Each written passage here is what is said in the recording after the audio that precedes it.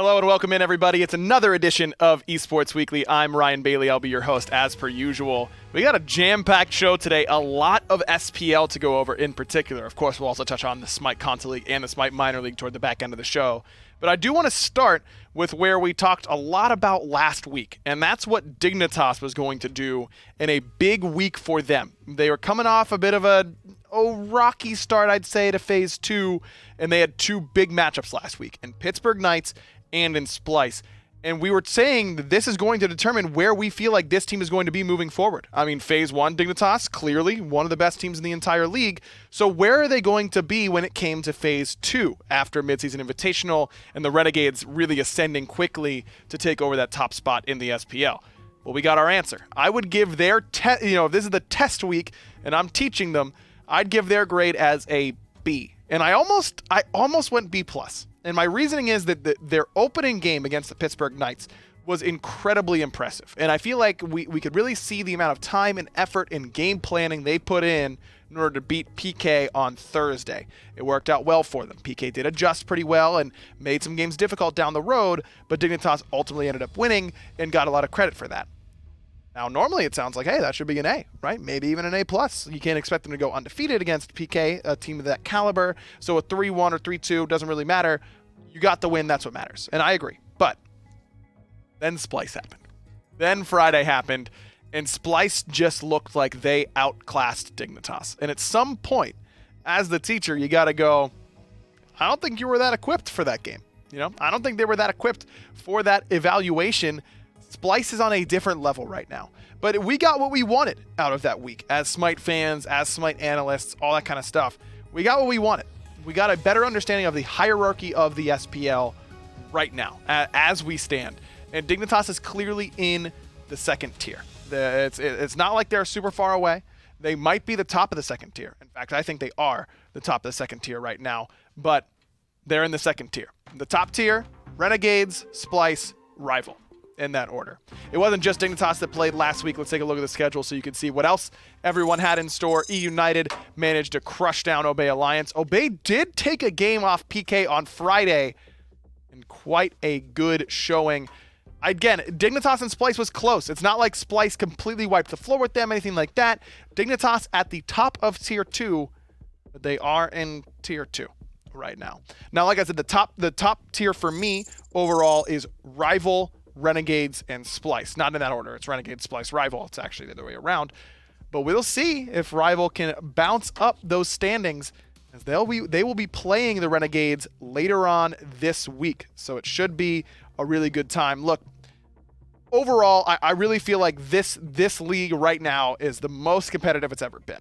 Just because I'm saying that Splice is a tier above Dignitas doesn't mean that it's guaranteed that it's going to go Splice's way. I mean, you saw right there. It was a 3-2 victory in Splice's favor. Dignitas had great games in that set. And if you're a Dignitas fan, despite the B grade, I think you should be very encouraged from last week's kind of outcome overall. But there's not that much time left.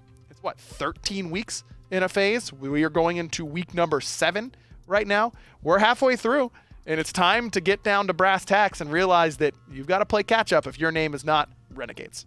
Everyone else, even among the top tier, between Splice and Rival, they need to catch up. At least we think so right now. This is a big week for Rival because they don't just end up playing up against the boys of Renegades. They also have Space Station Gaming. So, got to win that one. Get ready for Friday for Renegades. Let's take a look at our top 5 plays from week 6 in the SPL and across all of our leagues, of course, presented by Respawn. And we'll kick it up with variety. Listen, anytime I get to see some tier play, I'm down. The flip over the wall, double fearless, kills Emilzy. They lose the Pyromancer, but don't worry about it. That was awesome. I'm always down for a tier play on the top 5 plays, and we find it at number 5. For number 4, it's Ice Ice Baby. His play this week was phenomenal. As you kind of imagine that he's going to have a good week up against the Obey Alliance boys. This one was impressive work for sure. I mean, basically every game Ice Ice Baby made a play, but this one in particular, Obey is starting to come back. They're on the precipice, and then they get 3-man dunked by Ice Ice. Incredible play by him. This saves the game for United, make no bones about it, as well as great credit for the positioning for Emilito and Big Man Tings for some off-the-wall positioning that ends up saving them the game and setting up Ice Ice Baby. Number 3, hey, I might have to get some production help here, but I'm pretty sure there's a player in the European minor league, Johnny, right? Johnny from Flashpoint. He's got like one god you don't give him. What is it again? I don't know. Maybe it'll be on the play. Right, it's Ao Kwang. You don't give Johnny Ao Kwang. And why is that? It's because Out Cold was slightly in the lead before this fight. They were playing really well, and then Johnny gets himself a triple kill and the game is over. Don't give him Ao Kwang. I don't get it. You can ban it in the second phase. He 10th picked it.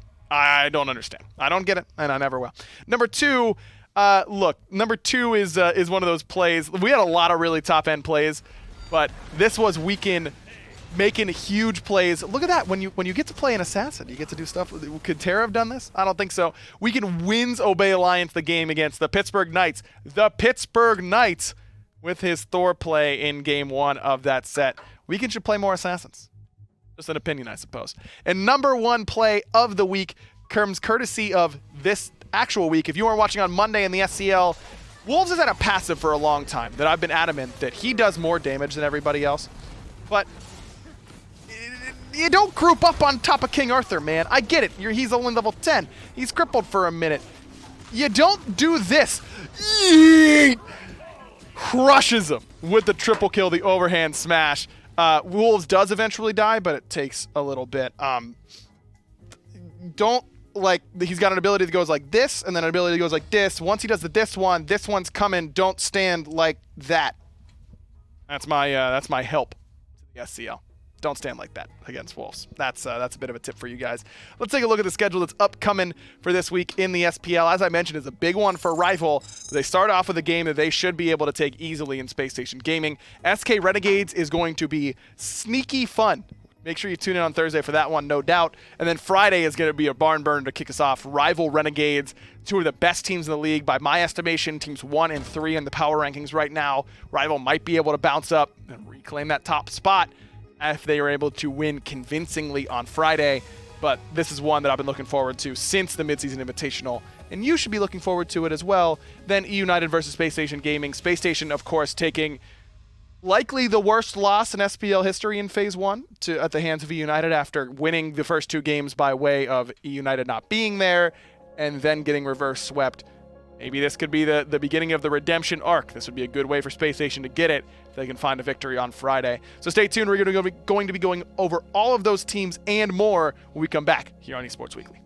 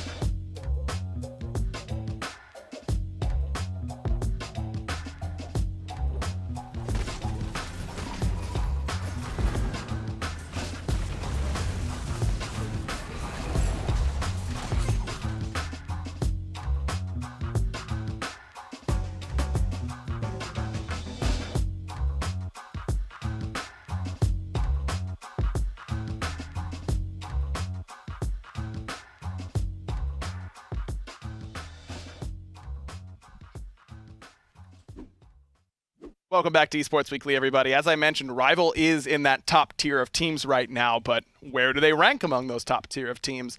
How about facing off against the literal best? Renegades is a way to measure yourself so far halfway through Phase 2. Talk about their odds. We've got Rival correspondent John Finch joining us here on the desk. I mean, Finch, coming out of Phase 1, Rival, the best team, everyone was feeling like.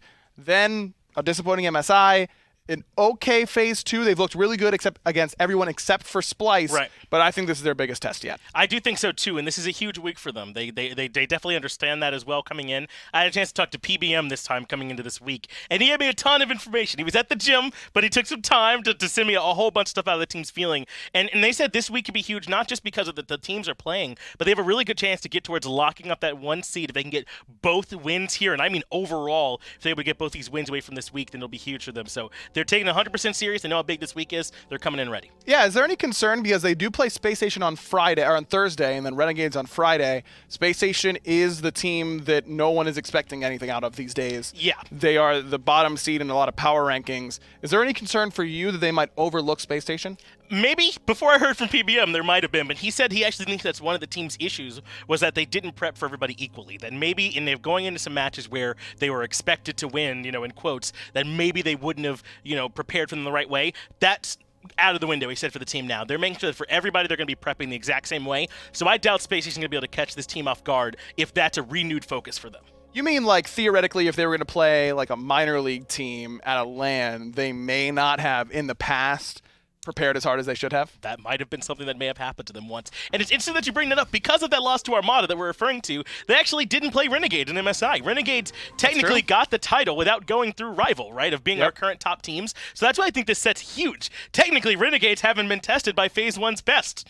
Technically, if you want to be, however you would look at them losing to Armada, maybe Armada take that title or whatever. Yeah. Sure. Armada, best team in the world. I mean, undisputed, no doubt about that.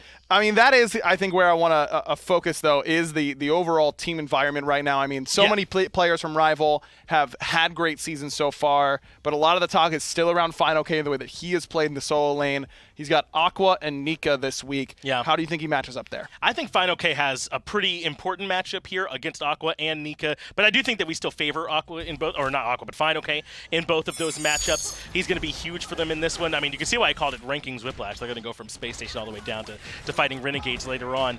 But, I mean, I don't know. Personally, I thought the big one to watch was Twig coming into this week because he's got to play up against Cheerio, who plays very supportive at a lot of the times, but then I'm against Sino, who's just pure all-in aggression. So it's kind of whiplash in that sense, too. I think going to have to swap styles. FineOK is going to be critical for him, I think, in being able to do that effectively. Is Twig going to be spending time in the solo lane maybe to get ahead? There's been a lot more ganks there, a lot more fights around blue buffs. Perhaps those two in the way they synergize could be really critical this week. I mean, that is certainly one thing. This where Twig goes, a lot of times Rival goes as well. That said, against Armada, Twig struggled, so did the rest of the team. I think that's not exclusive to Twig. I mean, junglers are very important. Regardless despite what they say, junglers are still very, very important. Yeah, yes. Whether or not they're good, they are important, right. Kind of no matter what. And I think that Scream has really proved that for Splice so far this year. Yes. I mean, Rival, I don't know.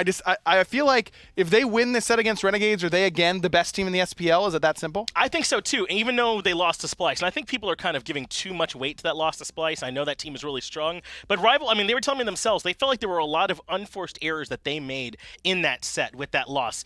And the way that PBM labeled it specifically was he felt like maybe there were some individual, kind of almost selfish or lazy plays that the team shouldn't have been making that really hurt them. They still had some really strong Phoenix defenses in those sets anyway, stretching those games out longer than they should have been. That's a team that's confident that if they got to run it back with Splice, they could take it with some adjustments. Yeah, I think that's fair. I mean, this is a team that's really been able to adjust very well to teams throughout their history as individual players. So why couldn't they do it as the unit? Against Space Station Gaming, should be pretty short and sweet, I imagine, on this preview. I mean, this is a game where if you are really the best team in the league or you feel like you can be there, Space Station Gaming should not give you much problem, though. Exactly. That's why I was highlighting Twig sort of as the guy for me, because I think if you do a really good job shutting down Sino, especially with some of the stuff we've been hearing about Space Station lately, there's a really good chance that you can just kind of take that team out of contention for the rest of that set. So if Twig ends up being the better jungler, I think there's a good chance that he is, then I think Rival should be able to take that set pretty easy. Okay, but how about Renegades? Because this is the real test for them on Friday. Much tougher. I mean, the way the Renegades start is very different than a lot of other teams. A lot of teams have adopted Renegades start, and Renegades have since switched it a little bit. Cherio's playing very well. I think Nick is playing the best he ever has. Where do you attack if you're a rival? Man, I feel like you still haven't said the most important name, which for me is Raffer. This dude's been Sure. playing like a monster up until this point. And that's what's going to be the big issue, I think, as well. I talked about how Twig needs to match up against Sino, but what about PBM here up against Raffer? There are some times where PBM will play things like Horus, really aggressive picks, and can get punished for them, and that can kind of put Rival behind. Raffer doesn't do that. Raffer likes to play supportive stuff. He likes to keep the team healthy. You heard how they talked about the confidence that it gave them. If PBM's not able to match that kind of protective nature, I think, from Raffer, then Rival might struggle here again. This is going to be one of the best regular season sets we have all year Huge. long. So make sure you're tuning in early on Friday for sure. Finch, thank you very much for joining us and breaking down one of the best teams in the league.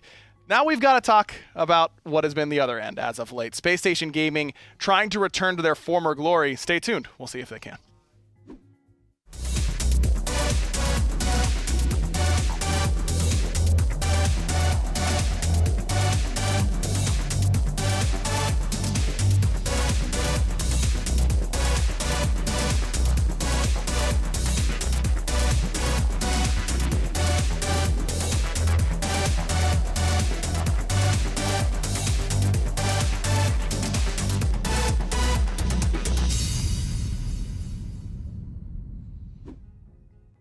Welcome back to Esports Weekly, everybody. Space Station Gaming used to be the top end of the SPL many moons ago, but as of late has not been quite there. But they've got 2 games this week to try and turn it around and talk about their chances. We've got Tom Battinger, their correspondent, joining us here on Esports Weekly. Tom, you're a little bit more amped up. It's been a while since we've seen Space Station Gaming. Do you think that's kind of revitalized this team? No. Oh, okay. Why are you amped up then? I wasn't here last week, so you get Okay. Yeah, I a get little bit of extra juice. Understandable. Look, they've got 2 really tough games this week. Do you think that having all their expectations removed ends up helping this team? Because even good question. Even recently, like this, after MSI, even I think there were still expectations for this team about getting better and improving and being one of the top end teams again. I feel like that dream has been put to the wayside. Everyone has realized that where we are right now with this squad, and I think that might be freeing almost.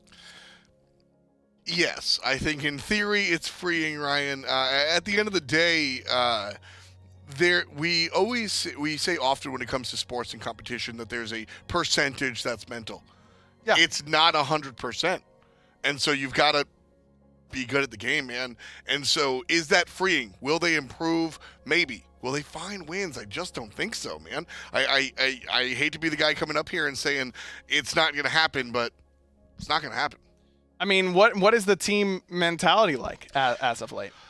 Honestly, real talk, the team is understanding of the format. They're like, listen, we're not going to win. So the next couple of weeks are a training ground. They are very much looking at placements for Worlds already. They're not really looking at, trying to win this season. They're not really trying to win these games in the sense that not that they are throwing everything, they're using this as the experimental phase. They're going to try some oddball strategies. They're going to try some different things because now bringing home the win is always the goal, and that kind of cuts into what you can actually perform in practice on the big stage. Now it's all about performance and practicing, and if a win comes their way, absolutely, that's obviously the goal, but there's no more like, oh man, we lost it, we can't get it. It is all about going to school, and I think it's a much healthier environment because if you can take these next couple of weeks, I come up here and they're not going to win these matches this week. They're not going to. I'll put it in stone. But if you spend these next couple of weeks internalizing these losses, looking at what you've done, and working to improve it, Worlds can be a different story, and I am here for that. We saw what happened to Sino and Splice. They just exploded. Trifecta didn't win, but they went on a tear at Worlds. This could be that moment for Space Station. We're talking Sinosure, Worlds MVP. We're talking Aquarius, great player. Jeff Hindley and Annister have been kind of under the microscope, but Barracuda has carried games to victories. Yeah. This is a team that I don't think we throw to the wayside with respect to the bigger picture, but they're not winning this week. Yeah, I mean, they've got 2 tough opponents, and I want to highlight Aqua in particular because he has his hands full this week. I mean, first it's Final K, and then it's Benji Thursday, Friday. I mean, I feel for the guy. How do you think that he can do in those matchups? Landing phase is totally fine for Aqua. I really don't think there's an issue there. I think Aquarius is going to be able to hold his own and make it work. We've seen this repeatedly at a Space Station Gaming, that Aquarius can sometimes fall victim to his own lead.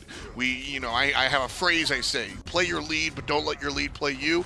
Especially as a solo laner, you want to be aggressive and say, hey, I've got my level lead, I'm going to make the transition. But sometimes Aquarius can go and bite off a little bit more than he can chew. As long as he keeps himself in check, I think Aquarius can dance with the best of them. The team situation is different, but if we're just looking at that lane, Aquarius can absolutely do it. Now, he's going to have to if Space Station want to claw their way back out of what has been the basement as of late. Rival's their first matchup on Thursday. I mean, Rival is coming in hot. I do think that with Rival having Renegades on Friday, maybe there's an opportunity where Space Station gets a little bit overlooked here. I don't. I think that Rival is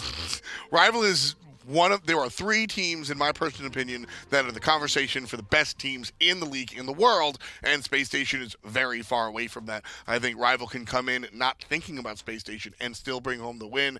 As I said, no disrespect intended towards the black and yellow. Love those guys, pulling my Stephen A. But real talk, it's about... Are you great friends with them, or...? Good friend of mine, but real talk, it's about later on down the road. Lose these games, lose gracefully, and take notes as to why you lost these games, and figure out how you can fill these holes. Scrimming is one thing, being able to play on the big stage is another. Getting practice, doing really core strategies on the big stage is a valuable experience, and SSG, like I said, they're not going to win this week, Ryan, but later on, we'll see what happens in placements. I imagine that many of the casters here feel like this one's going to go Rival's way. No one... going the other way this time around. No, that makes a lot of sense to me. Yeah. Let's talk about E United, though. I mean, E United has had games where they don't look like themselves. They play down to their competition occasionally. They lost to Luminosity earlier this year. The Luminosity, of course, big improvement, so that's an asterisk in my mind. Do they have a better chance here? Yes, absolutely. And I think that's because every time E United take the field, they have a chance of losing. I think that is absolutely something. Maybe that's a nothing phrase. Yeah, I mean, yeah, John Finch would attack you for that. Yeah, that's kind of a nothing phrase. But really, E United, people like to say team that plays up or down. They strike out a lot, man.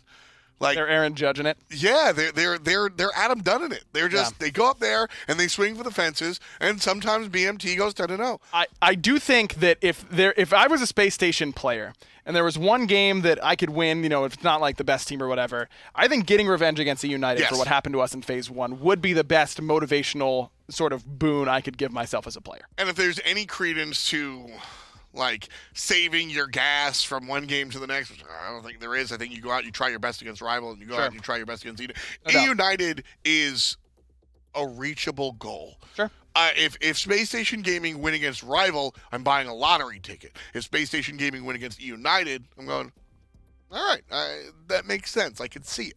Fair enough. We'll see if that's what ends up coming to pass. Tom, thank you very much for joining us talking Space Station Gaming. Renegades have been the undisputed best team so far in Phase 2. Will that continue against Rival this week? Stay tuned to find out.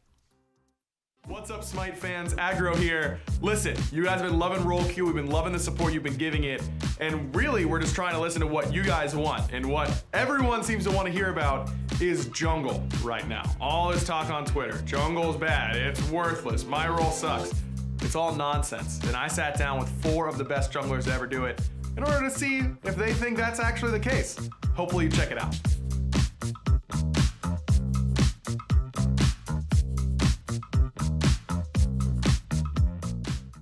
Pleased to meet you, human.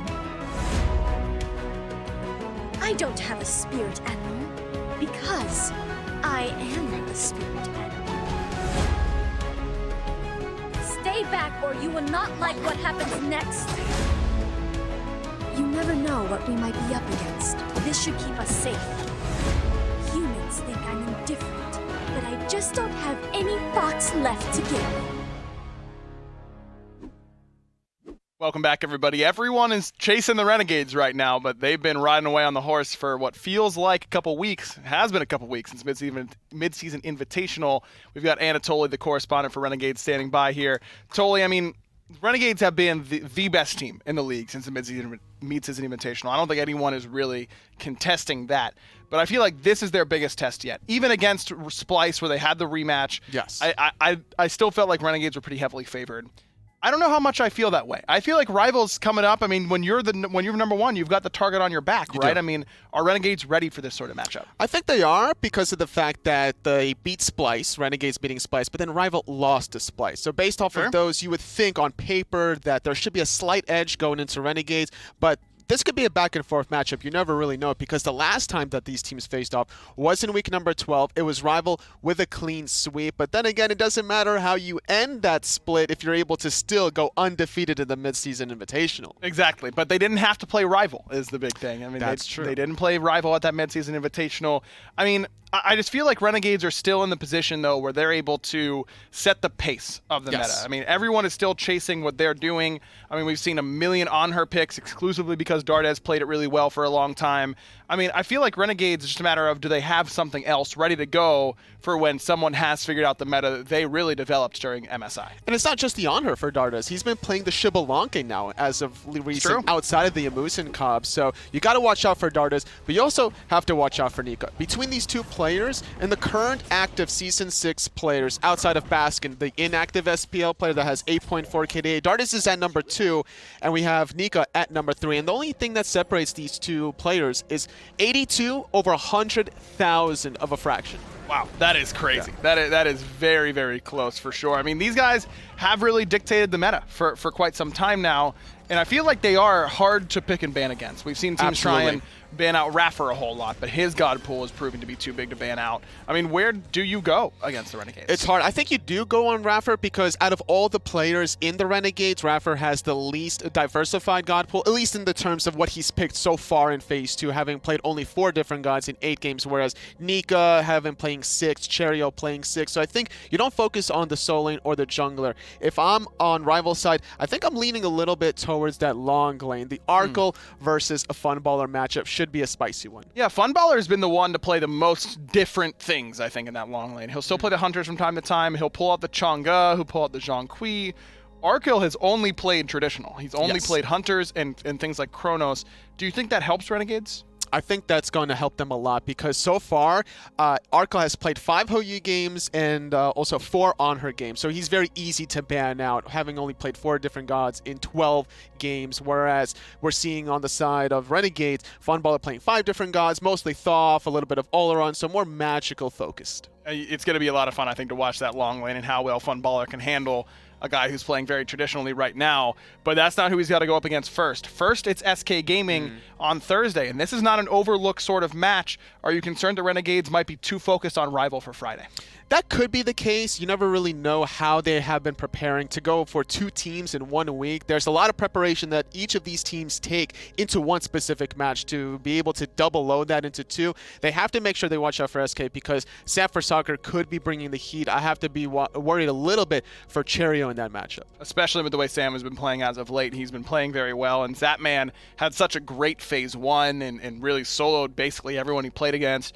You know him and Funballer are going to be that's going to be a lane to watch for sure. I think so. There's going to be a lot of fireworks in that long lane. For the SK matchup, SK are beating the teams that they need to beat between the Obeys and the Luminosities, but then they can't find the victories over the higher tier teams, losing to both E United and Pittsburgh Knights. They could easily struggle against Renegades. I think that's a fair assumption. That brings us to Friday then, where they do get a chance to match up against this rival squad.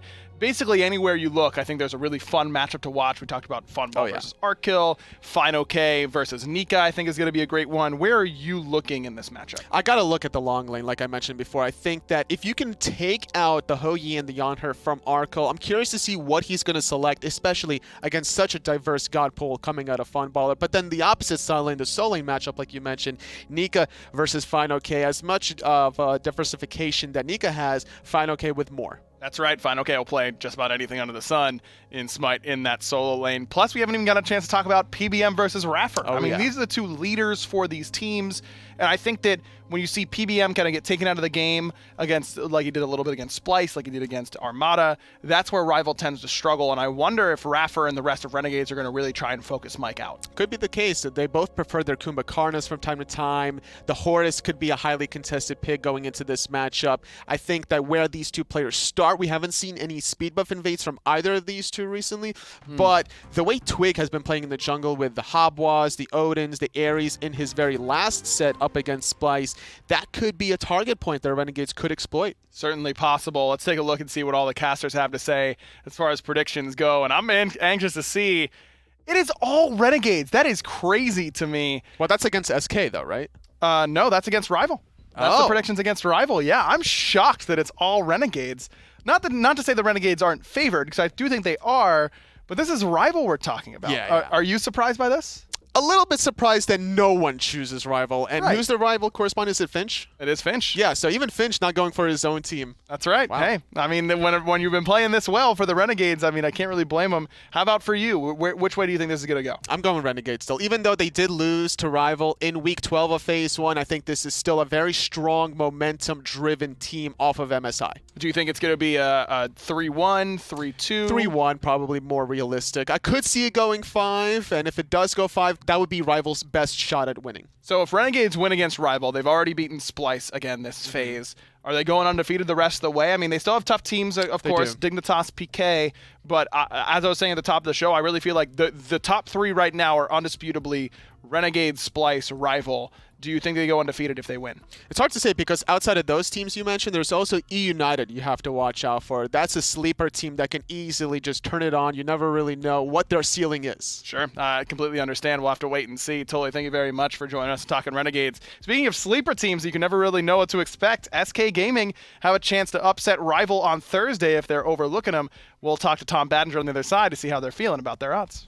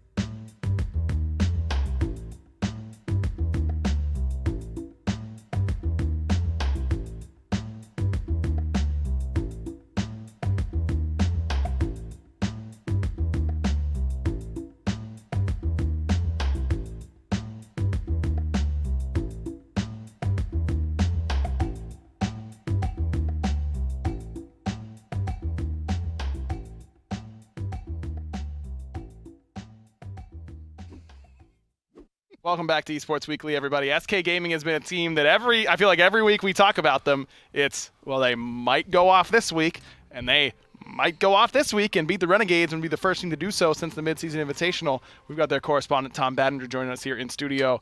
Tom, I mean, like I said, I feel like every week we go, maybe, and then we just kind of wait and see. I mean, that's SK, man. That's Smite, that's sports, that's life. You have an idea and you just wait and see how it falls out. But I mean, for a lot of other Smite teams, that's not really the case. Like we know that Renegades are almost certainly going to perform well week to week. We know that Rival's probably going to play pretty well week to week. What makes SK different? I guess they're just less predictable. There's a little bit more of like a je ne sais quoi. Why? Realistically, jokes aside, you're right. They do have this kind of tendency. We talk about kind of playing up and down a decent amount, but I really think it's just SK is just that middle of the pack team, and they have these moments where they absolutely can perform like the best of them, but they just lack this consistency. Now, to answer the question as to where that consistency goes, I think it's more of a fact that this team is still, I say, in as we approach fall, trying to connect the pieces together, because all those pieces kind of individually have their moments. All 5 players on SK Gaming have won a game, arguably a set, for the team. But getting all 5 of those players to work at the same time, if we see that, if we have a run where all SK Game players are at the same level for an extended period of time, I think we've got a team as strong as Renegades, Rival, etc. But they're just not finding that same rhythm every single game. I get it, but at the same time, I mean, this is one of the only teams that stuck together last year. Yes. I mean, they've had more time to get that synergy going than everybody else. At some point, are you worried that it's just not there? It's not synergy, and if it was synergy, I'd already agree with you. I would have already thrown this team out the window. They work together well. It's just a matter that they're Their batting average is 250. I'm using a lot of baseball metaphors, and I apologize. Really what I'm getting at is that these guys perform, and 250 isn't 0.75% of the time, but realistically it is. These guys all perform like every 5 out of 6 games, and then they have a bad game, but everybody's good games don't match up with their teammates' good games. It's not how they work together. It's almost the opposite of what most Smite teams' problems have been historically, and that it's individual. This team has problems individually being consistent every single time. I love the way they work together. It's just a matter of flip a coin for every player and see how many players show up. Need 5 heads in a row, and that can be difficult Exactly. sometimes. So who do you expect to land on heads this week for sure against the Renegades? Because you will need all 5 Yes. in order to beat a team as good as the Renegades. But let's focus out one player. So I think Zatman's going to get beat up by Funball. I really do think Zatman's going to Like get beat before the game? up. In the hallway? Yeah. Oh, no. I think the dual lane for SK loses hard here. I think Raffer and Funball are obscene. You know, I think Renegades just have that on yes. lock. Yeah, so it's, I mean, you saw the Raffer reel before. He's a little obscene. I think that the dual lane loses really hard. So you've got to look kind of anywhere else. Trying to mechanically outplay Dardas is a laugh. So you've got to look on the right side of the map. Jungle and over there in the solo lane. I mean, you put stuff on you put everything kind of on your solo laner, which has historically been SK Gaming's kind of weak point. Look, it's an uphill battle, but really when it comes down to Renegades, this is something that they've prepared for. Talking to Neil earlier on, sorry, I forgot his name. Talking to Neil earlier on in this week, he was like, look, when it comes down to Renegades, it's all about playing your own game. If you go into Renegades, and this is why I think SK Gaming have a shot in the dark at this one, because if you go against Renegades trying to play their game, you're going to lose. Sure. Because they are always a chapter ahead of you. You're looking at VODs from last time, and Renegades repeatedly bring something new out. So Neil said, not a chance. That's not what we're looking to do. We're going to play our own game, because that's the only way you wind up beating Renegades. Plus, it's been a while since you got a chance to see them actually play, so trying to go off of homework from months ago, weeks ago, is not conducive to a winning environment. So Sure. Neil and the boys, Neil's repeatedly said, like, look, man, it's just going to be all about how we're able to kind of convert our own game into the Renegades. They are not thinking about Renegades in the same lens that they look at other teams.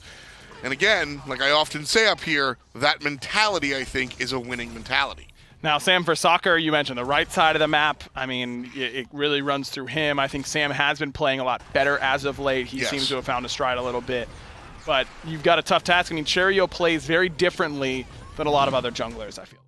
I'll agree with that for sure, and I'll also agree with it's on Sam's shoulders, and he's been performing well recently, which is why, again, the other side, I think SK have a shot in the dark at this. I'm Mr. SK, and I'm here for them all the time. I acknowledge that Renegades are probably going to take this. But because SK Gaming are approaching this very internally, and Sam's been on a streak, SK have a shot here. SK could actually reasonably win. I think it's very important for them to win early in the set. Renegades don't necessarily... It's not a team that you're looking at going, oh, man, they're going to tilt. But if SK can grab an early win or two, they can close that set out. I think they can be a little bit successful. Let's see what the rest of the casters think is going to happen in this one. And I'm surprised that everyone voted Renegades against Rival. I imagine if everyone's willing to go there and say Renegades versus Rival, okay, Taco is doing something different. Yeet! Taco's on the SK side. Maybe she's feeling like Renegades might overlook this SK Gaming squad. Are you going to predict an SK victory as well? Every week I've come up here, I've said that SK Gaming are probably going to win. Uh-huh. Go ahead. Uh-huh. I will say, if I have to put a prediction down, Got to hit a break. I mean, this is how it goes. You've got to say a I name. gotta say Renegades. What was that, Tom? I predict that Renegades will win the match. Thank you very much, Tom Baddinger, SK Gaming But SK have a shot. They correspondent, really do have a shot. for joining us here on Esports Weekly. Just got to play consistently. United, another team that's got an important game this week. Stay tuned. We'll be right back going over the squad that's in the middle of the pack of the SPL for right now. Zap's still good.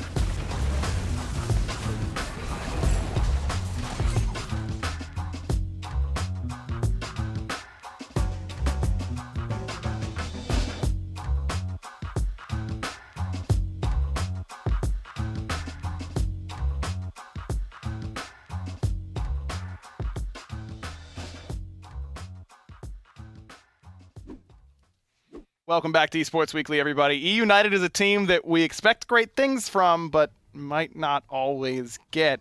But we need to get at least some good things from them if they want to beat Space Station Gaming, and certainly that's what we're expecting from them this time around. We've got E United correspondent Anatoly joining us here in studio. Toli, we've seen the E United SSG set before, and remember, finishing a 3-2. That's true. It was a very impressive 3-2 based on those circumstances. Yes, E United was not there for the first 2 games, literally, and then ended up showing up winning 3 in a row. And for that reason, I do think that Space Station is going to come into this one a little bit more motivated. I think this is a good one to get some revenge back, steal the mojo back a little bit.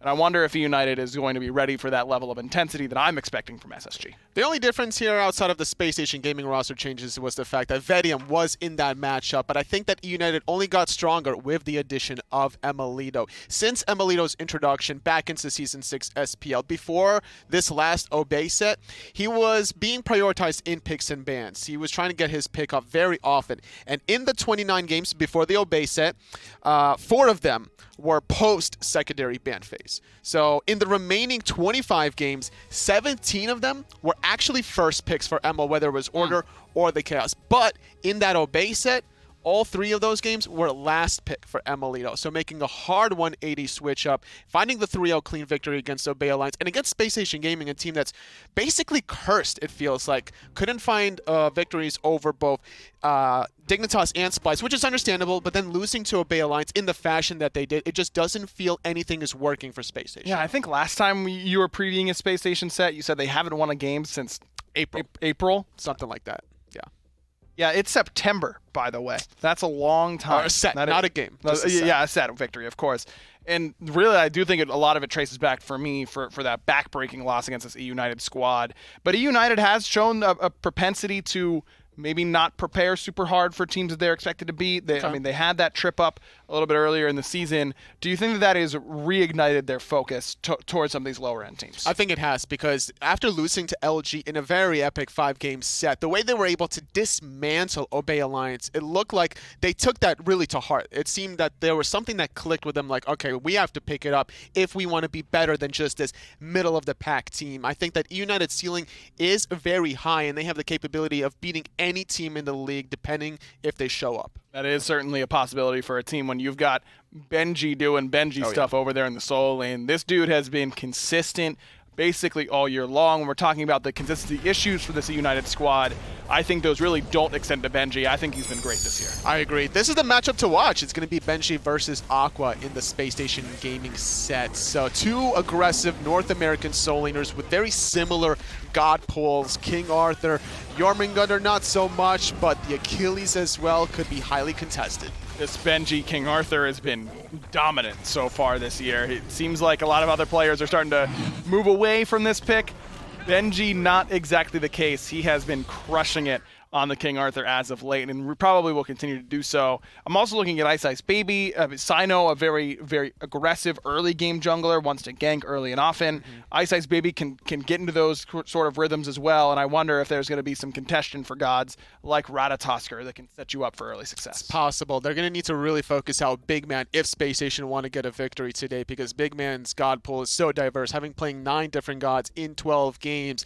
This is allowing the rest of his team to get more comfortable. I think Emilito is the focus point of getting him into the late game. That's that's United's win condition. Is if Emilito's comfortable, then the rest of the team is comfortable. But the fact that he played Morrigan and then Thoth in the Obey set shows that there's more flexibility. He's starting to show signs of life back to his old energy Season 3 days. No doubt. And Emilito had great plays on that Thoth. The one double kill underneath the mid Phoenix, did it all by himself. I think that's a good sign for this United roster, that Emilito is expanding the god pool, getting more comfortable, willing to take his picks later in the draft, as you mentioned. If Emil can really hit his stride and Kalas can return to form, I think this United does have a really high ceiling. I can agree there. It's like a vault in a safe that is just impenetrable unless you're F. obviously. Right. But this is a team that you have to watch out for. If Space Station do somehow miraculously find a victory, then I'm going to tip my hat to them, because that would break their curse and also dismantle United at the same time. But the way things have been panning out for both of these teams,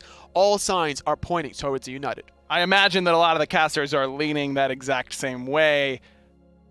I think you're hard-pressed to see a caster pick Space Station Gaming until something changes. Yeah, they're just cursed. It's really unfortunate. In the 10 games they've played, they only found 1 game victory up against Obey Alliance. It's just looking very bad for them. Like, it's not just picks and bans, it's their morale. It's just been taking a big hit. Whenever they go for an objective together, something happens, some small nuanced little thing that just turns it right on its head. It really goes to show the margin of error in the SPL these days is smaller than it has ever been. Totally, thank you very much for joining us and talking about E United. With that, it's time for us to move on to the Smite Console League. We had a big week this week, and of course, we'll touch on all the news in the Smite Minor League, so stay tuned here on Esports Weekly.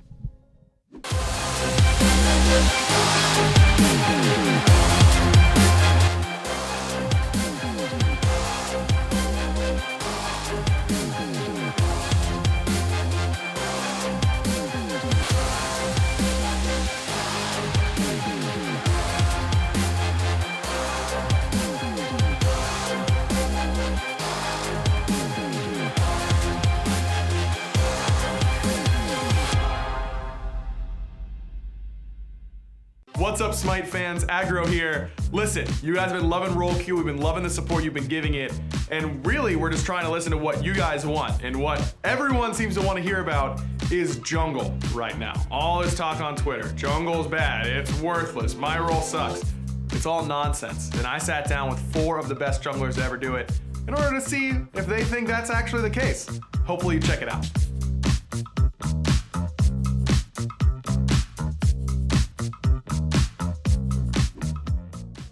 Welcome back to Esports Weekly, everybody. The SCL continues. We reached the halfway point for them as well. This was their week 6 that we just saw, actually week 7, I suppose, that we just saw just a couple days ago. To go over, we've got John Finch joining us here in studio to go over what we saw in the SCL. Finch, where do you want to start?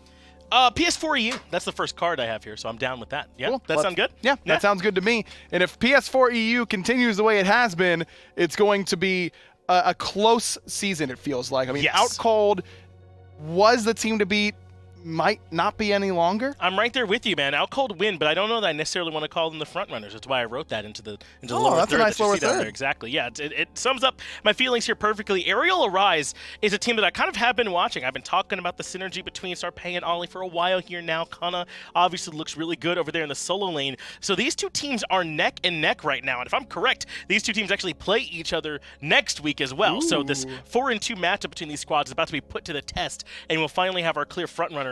But I think this goes to show, man, how quickly the improvements are happening at PS4 EU. Out Cold weren't 4 games ahead or anything like that in Phase 1, but I do think they were the clear favorite team to make it. This time, I think Aerial Arise actually has a pretty good shot. And they're tied right now in the win-loss, but it is Out Cold with the plus-minus lead as of late. It's important to get your 2-0s where you can instead of going with those 2-1s, but Aerial Rise might be able to pull forward next week as those two match up, as you mentioned. All right, let's go to Xbox EU. Rival was the favorite all Phase 1. Here we are in Phase 2. Rival still the favorite. I think that they look like they are continuing to mesh more and more now that they've got their initial roster back together. Yes, exactly. No longer with Dobbs in the middle lane, right? It's 50-meter fly or 60-meter fly, whatever he's going by now. Either way, he's going pretty quick. And he's been playing very well here for this team. And I think up until this week, I felt really good saying, Rival are up there, but Dobbs' disciples are right on their heels. That's going to be the team that'll catch them. I think Rival have earned it, man. I'm done with all that. It's just Rival. Good luck, everybody else, trying to catch up to this team.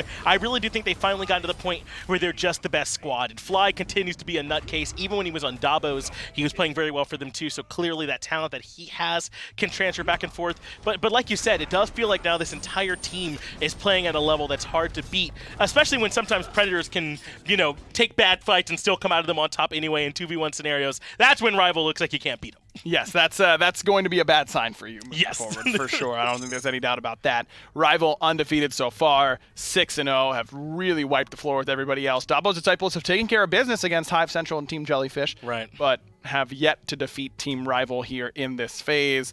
As for Xbox PS4, Nemesis was the runaway team in Phase 1, Was not the case until recently here in Phase 2, but they have reclaimed their top spot. Yeah, that's right. Nemesis still looking strong, but remember, Big Money are still out there and playing really, really well. That's the team that's actually been impressing me, and Nemesis had to do a little bit more if they want to make sure that they're able to get all the way back up there towards that top spot there in PS4, and that's why I was saying that they're still fighting to try and earn that top spot. And it's no surprise, right? I mean, a lot of really good, talented players that are still on Big Money. No surprise they've been doing well. No, and Nemesis not quite number one in the standings again quite yet, if I remember correctly. They're sitting at 4-2, and Big Money sitting at 5-1. Exactly. So those two, I mean, Nemesis has got to win their head-to-head against Big Money coming up, and then you've got to hope that Big Money ends up stumbling a little bit down the line as well.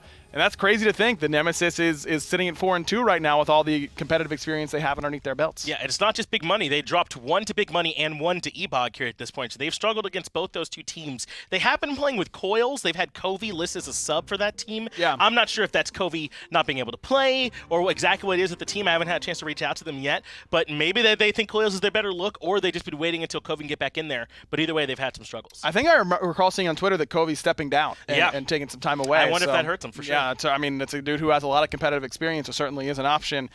Okay, we saw it on top 5 plays, but Wolves did some stuff. Yeah, turns out Wolves is really good at Smite. You know, everyone else's card, I've got all this analysis and all their matchups coming up. For Hype Unit, I didn't write anything down because they're just really, really good. They're better than you. Yeah, they're better than everybody else that plays with a controller in their hand right now, and even some teams when they're on the keyboard and mouse. That's just how strong this unit is, and they did it through multiple iterations, whether it's Inbound that support role, Chapo was there with them sometimes, whether it's Griffin that's for them on that team, or whether it's Crimson. It does so that they're able to come together and not just be ahead of everyone else, but by a significant margin. If you are playing in front of a console, this is the team that you're modeling yourselves after and trying to beat right now. Oh no, we have to see it again. Wolves did it to Oh, them. we get to see it again. Yeah, I mean we do, but I feel for Sanguine in this clip, man. I do, because you can feel the confidence. Like we've got Look him how surrounded. low he gets here. They're right. 50 HP, and then they just get 20 HP just smacked like a bug.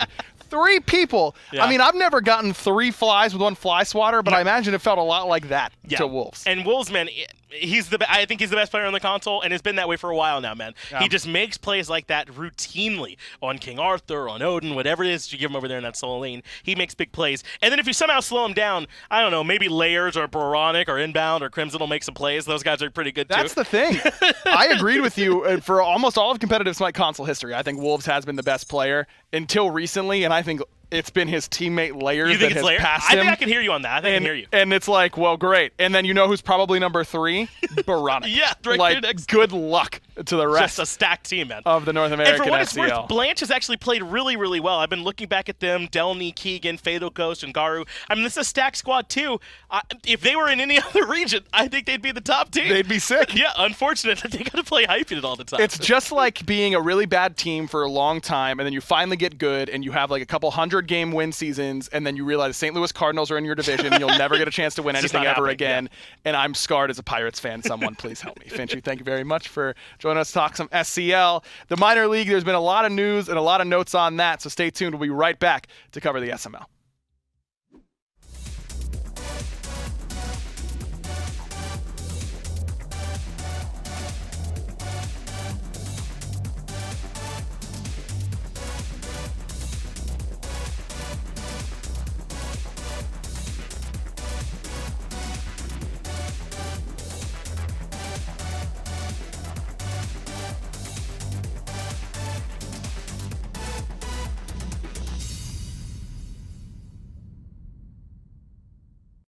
Pleased to meet you, human.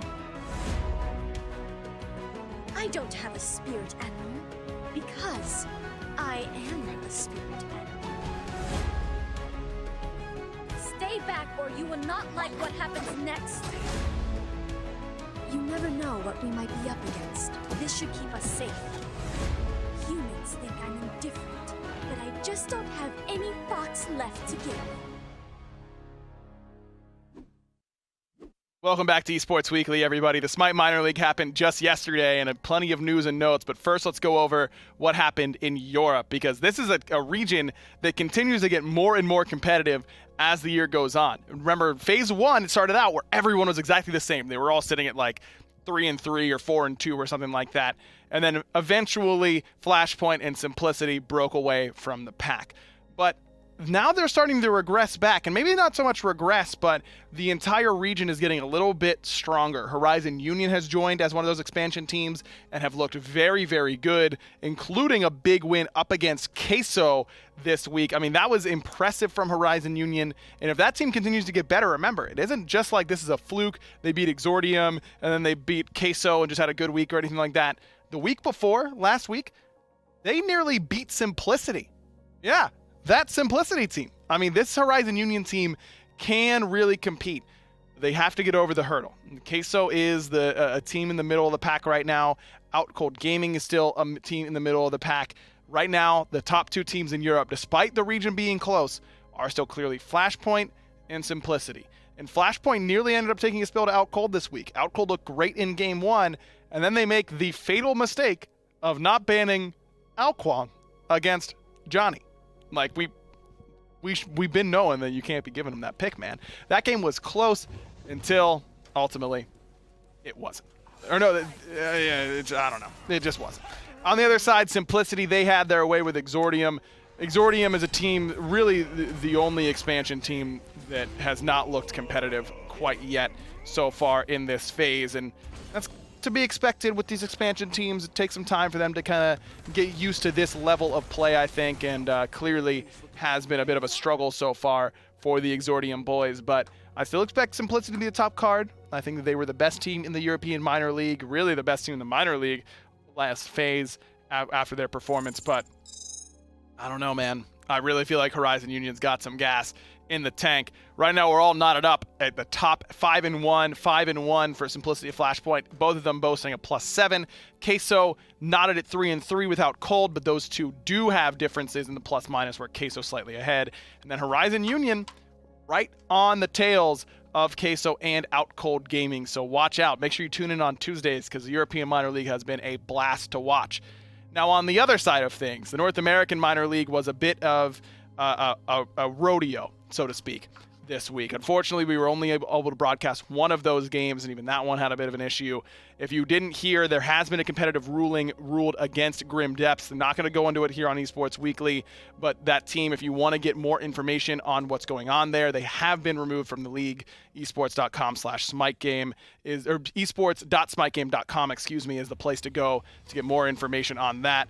Otherwise, it's just time to move on, I think. The NA Minor League has been very competitive. Hype Unit took their first loss so far this year. It's been a lot of fun to watch, and I don't think we should let all this distract us from how good the competition has been in the minor league so far. So make sure you tune in on Tuesdays for that.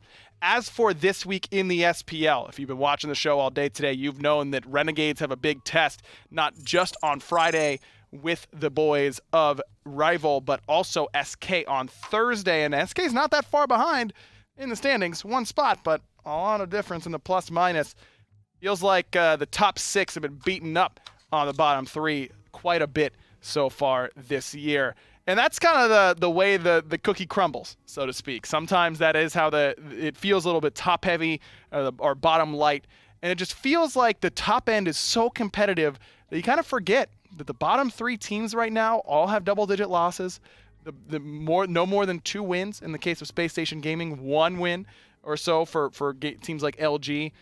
But even then, I still feel like just about every game there's the glimmer of hope. Obey Alliance took a game off PK. LG beat United in 5 games. Time for Space Station to pull the weight as far as the bottom end, looking good against the top end. Good luck for them against Rival on Thursday, but United on Friday. I really feel like if we're going to end up seeing SSG turn it around this year, this would be a great start. A victory against the team that broke the back of your squad in Phase 1. Hopefully SSG can at least have us have a good set and a good week. I think they will. I think we will have a great week of the SPL, so make sure you tune in Thursday and Friday, mixer.com/SmiteGame. Until then, if you want all the up-to-date Smite Esports news, SMITEPro on Twitter is the place to go. Follow me at Agro on Twitter. Thanks so much for watching. We'll see you this week for the SPL. Until then, you can beach it.